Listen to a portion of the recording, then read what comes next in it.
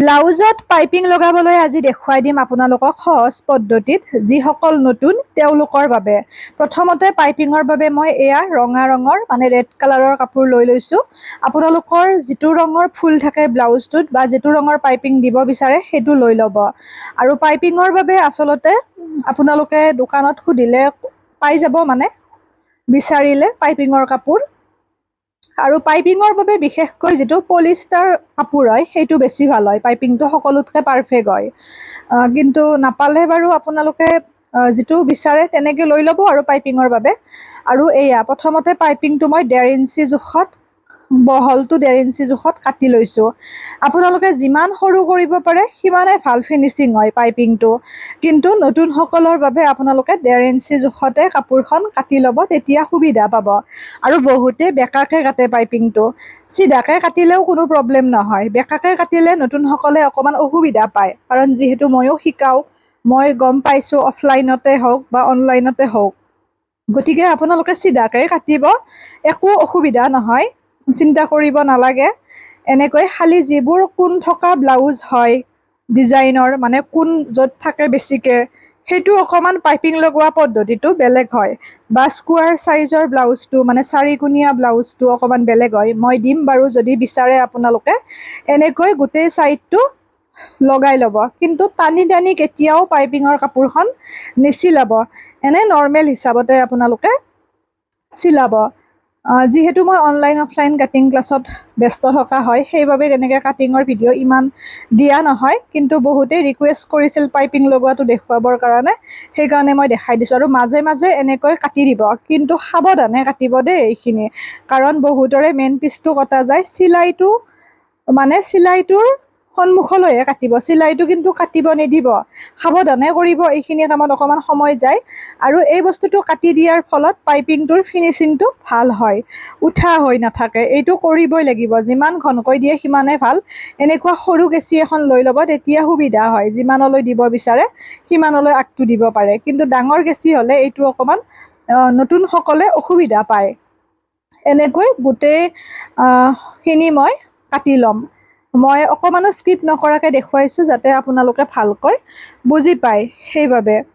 আৰু কেনেকুৱা কি ভিডিঅ' লাগে জনাবচোন, মই দিম সৰু সৰু এটা এটা। কিন্তু যিহেতু অনলাইন কাটিং ক্লাছ মই কৰোঁ, গতিকে গোটেইখিনি দিয়াটো সম্ভৱ নহয় দিয়কচোন। আৰু নতুন বেটছ আৰম্ভ হৈছে, আৰু যেতিয়া নতুন কৰিম তেতিয়া মই জনাম। বহুতে এতিয়াও সুধি আছে, কাৰণ ভিডিঅ'টো যিহেতু ৰানিং হৈ থাকে, মানে চলি থাকে, পিছতো গম পায় বহুতে। গতিকে নতুন বেটছ কৰিলেহে পিছত আকৌ জইন হ'ব পাৰিব।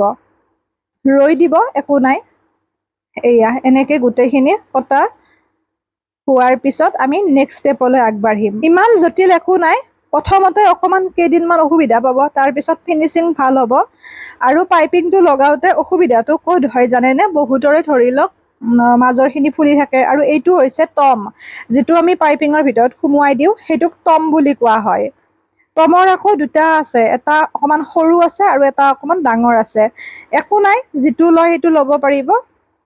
এনেকৈ এয়া দেখিছেনে, একদম মূৰেৰে, মানে টমডালৰ হিচাপতে, টমডাল যিমান ডাঙৰ সেই হিচাপত কাপোৰখন ফিটিং কৰি ল'ব। ফিটিং কৰি লৈ পেলাই এনেকৈ একদম মূৰেৰে চিলাব লাগিব। আৰু এটা কথা, এই কামখিনি বেছি খৰধৰ কৰিব দৰকাৰ নাই। বহুতে এবাৰ লৈ পেলাই ডাইৰেক্ট চিলাই দিয়ে, যাৰ বিনিময়ত কেতিয়াবা টমডাল ছাইড হৈ আহে। অকণমান চিলাব, পুনৰ আপোনালোকে চাব এনেকৈ ঠিকত আছেনে নাই টমডাল।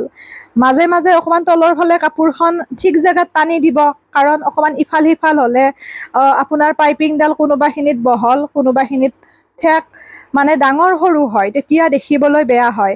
পাইপিংটো ফিনিচিং ভাল হ'লেহে ব্লাউজটো দেখিবলৈ ভাল হয়। এয়া এনেকৈ অলপ অলপকৈ যাব, একেবাৰতে ইমানখিনি যোৱাৰ কোনো প্ৰয়োজন নাই। এয়া কাপোৰটো কিন্তু টানি টানি পাইপিং নলগাব, তেনেকুৱা হ'লে ব্লাউজটো আপোনাৰ কি হয়, ঠিক নহয়, ৰাউণ্ড শ্বেপটোতে ধৰি লওক টানি ধৰা টাইপৰ হ'ব। কিন্তু যেতিয়া আপুনি নৰ্মেল চিলাব তেতিয়া কোনো সমস্যা নাই। এয়া আৰু কোণ থকা কৈছোঁৱে, স্কুৱাৰ বা তেনেকুৱা বেলেগ বেলেগ, অলপ বেলেগ হয় পাইপিং লগোৱা প্ৰচেছটো। মই সেইখিনি বাৰু দেখুৱাই দিম। মই নতুনসকলৰ বাবে, আৰু লগতে মোৰ ষ্টুডেণ্ট আছে অফলাইনৰ বহি, সন্মুখতে মই ভিডিঅ'টোও বনাইছোঁ, বুজাইও আছোঁ। এয়া এনেকৈ এইটো ষ্টুডেণ্টে চিলোৱা ব্লাউজ আছিল। কালি মই এই ব্লাউজটোতে আপোনালোকৰ কাণখন খহি নপৰাটো মই দেখুৱাইছোঁ আৰু লগতে আজি মই পাইপিংটো লগাই দেখুৱাইছোঁ, কাৰণ এইকেইটা প্ৰব্লেমেই হয়, কিন্তু বাকীখিনি গোটেই ষ্টুডেণ্টে চিলাইছে ব্লাউজটো। মই খালি পাইপিংটো লগাই দিছোঁ, লগতে কাণখন আৰু হাতখন লগাই দিছোঁ। বাকী কটা, কটৰী জইন লগোৱা এই সকলোবোৰ ষ্টুডেণ্টে কৰিছে। এয়া এনেকৈ পুৰা মূৰেৰে দেখিছেনে? মই নিজে কিমানখিনি লাহে লাহে চিলাইছোঁ, এটা জোৰত গুচি যোৱা নাই। এইমতে যেতিয়া আপোনালোকে কিছুদিন চিলাব বা আপোনালোকৰ হাতখন আহিব, টেকনিকটো বুজি পাব, তাৰপিছত আৰু স্পীডত গ'লেও কোনো কথা নাই, সেইটো বুজিব পৰা হ'ব আপোনালোকে।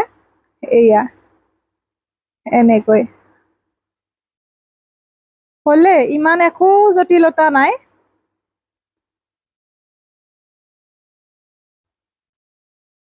হ'ল, এতিয়া আমি লুটিয়াই পেলাই কৰিম।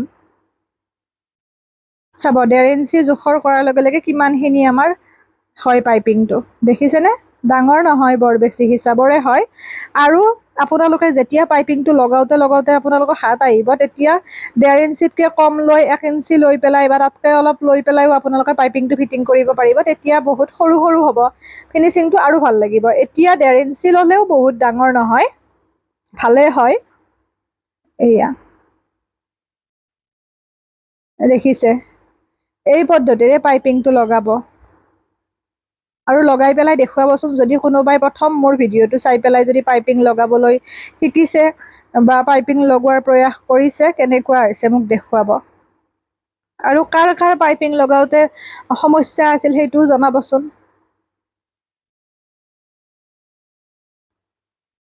চাই ল'ব এবাৰ। এয়া দেখিছেনে?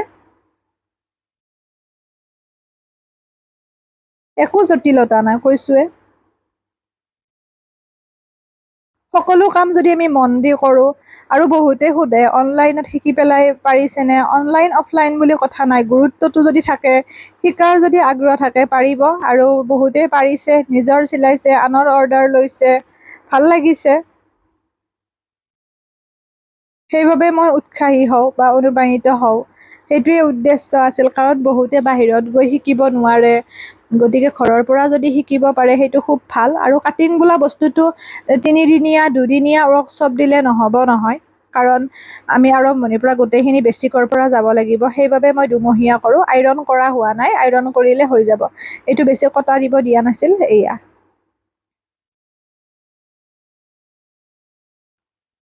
হৈ গ'ল, আইৰণ কৰি হুক লগালে হৈ যাব। ষ্টুডেণ্টে চিলোৱা ব্লাউজ এইটো। এৰিছোঁ, শ্বেয়াৰ কৰিব, লগতে নিজেও চিলাব।